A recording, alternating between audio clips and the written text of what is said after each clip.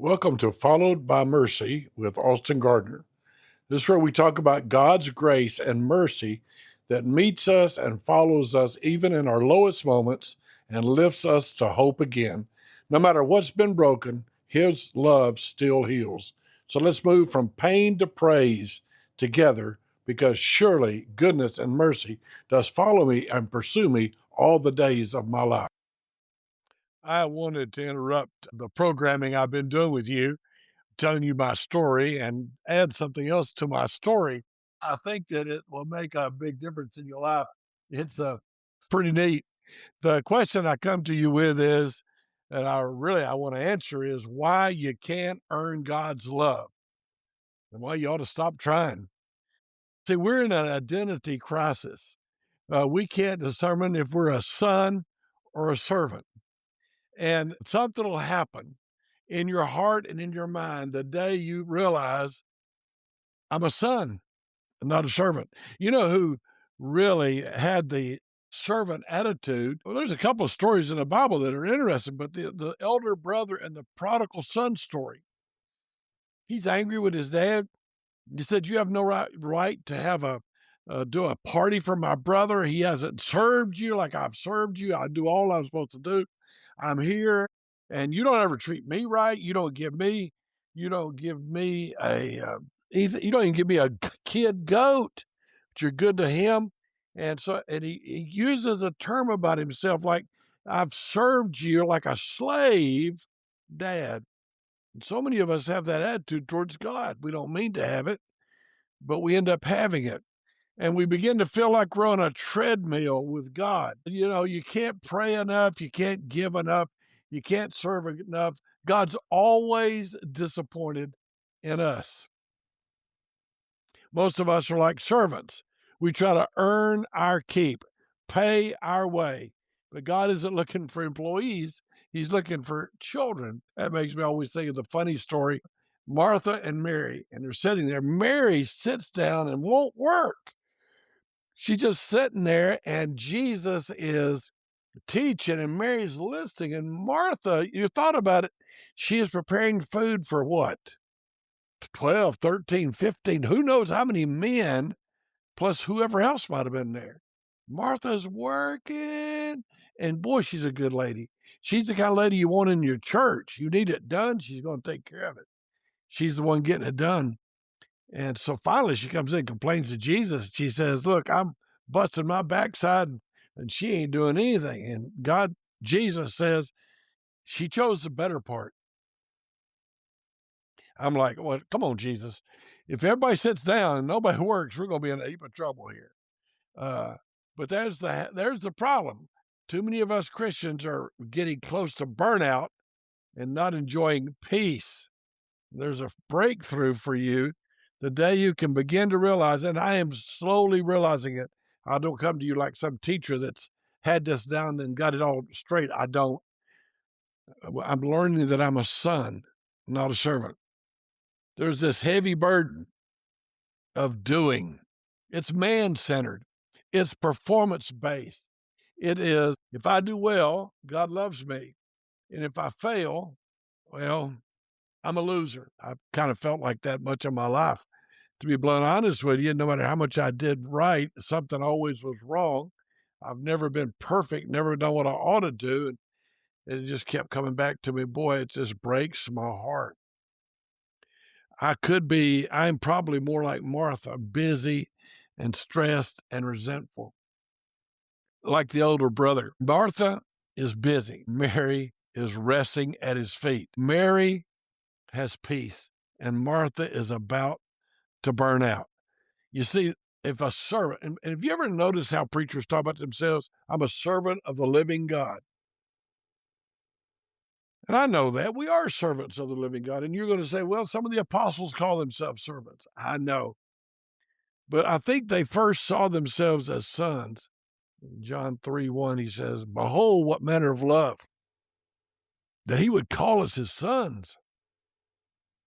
And if you ever paid attention, if you're reading the book of Ephesians, I happen to be preaching through it right now as I talk to you. And the first 3 chapters are nothing but how good God is. The only command word in the first 3 chapters is, y'all remember how good I am. That's it. You know, when you're a son or a daughter, you don't work to get into the family. You work because you're already in the family. There's nothing wrong with the work, and we're not saying don't work. It's just that I always want to measure up. I always want to be enough. I always want to do enough. When you're a servant, you want to avoid punishment. You want to maybe even get a raise. We want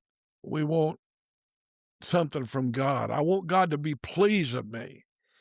But I tell you, children are cherished. Children are cherished. You know that Psalm 23 changed my life. You know that. In Psalm 23, the Lord is my shepherd. My shepherd provides, my shepherd leads, my shepherd restores. We just follow. And what's really funny is David had failed in every way you can possibly fail. David had failed in every way you can possibly fail. But he doesn't start out Psalm 23 groveling or begging. God doesn't start out giving conditions and laying down rules. It was simply, I know you're my shepherd, and I know all this is true. So there's a turnaround that can take place in your heart and in your life. You can stop calling yourself a failure and start believing that you're loved. I was out walking. I walk each day, and I was out walking, and I literally said, thank you for loving me. Thank you for loving me. Boy, that's a big step for me. Because I've always tried to be loved. I want to do lovable things. I want to be lovable, but he doesn't love me for that. He loves me because he is love, and that's why he loves me. We got to get our identity right.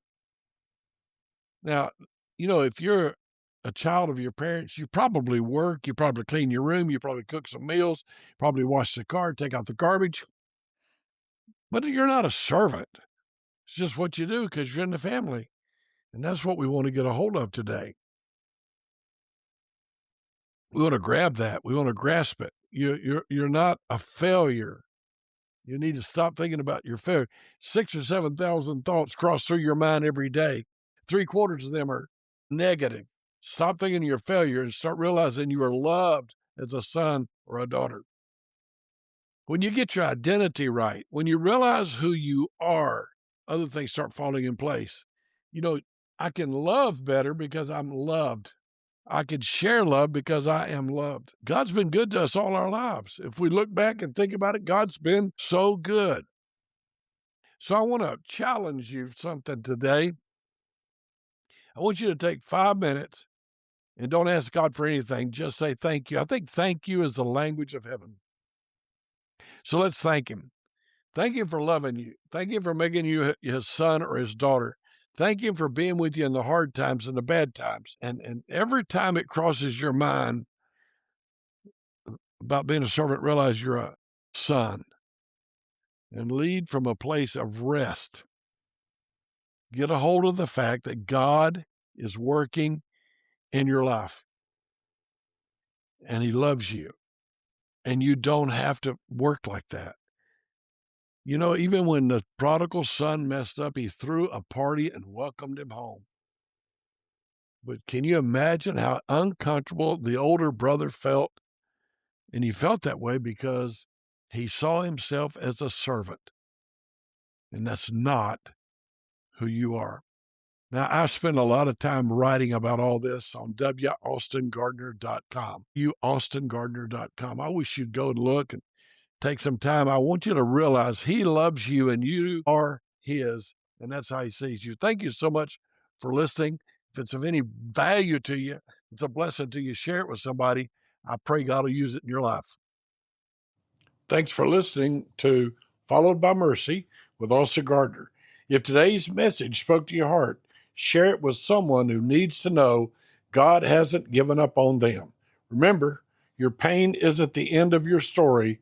In Jesus, it can become praise. Thank you.